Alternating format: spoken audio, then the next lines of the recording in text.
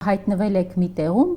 որի մասին չէիք էլ մտածել։ Դա նշանակում է, որ օրինակ երբ դպրոցական էիք, ձեր նպատակները, ձեր երազանքները կապված չէին ներկայիս Մեհերանյանյանի կյանքի ու գործունեության հետ, լրիվ այլ էին։ Հետաքրքիր տեղ ա տանում ձեր հարցը, ուրեմն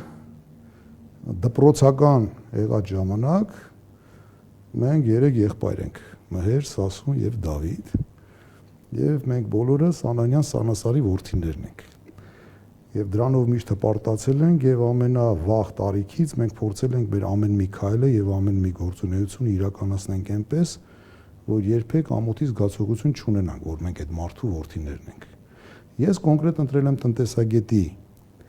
մասնագիտությունը, որովհետեւ իմ հայրը եղել է տնտեսագետ, ճանաչված մարդ, հարգված մարդ։ Այսինքն կա մի տարիք, երբ որ դու իրականում չես կարողանում պատկերացնել, թե ինչ ճանապարհով պետք է գնաս,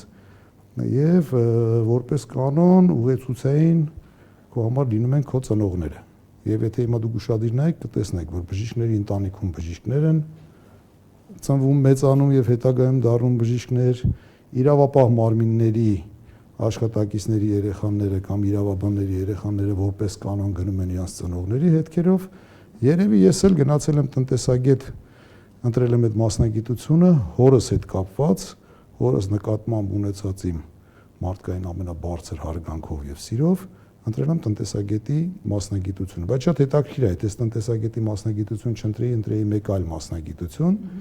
ինչ կարող էր տեղի ունենալ։ Կապիտալի ուժը հաղորդման հովանավորն է անշարժ գույքի ոլորտում առաջատար Argo Realty ընկերությունը։ Այցելեք Կոմիտաս 19 կոտորակ 1։ Սա Argo-ի հասցեն է, որ գտնեք ձեր հասցեն։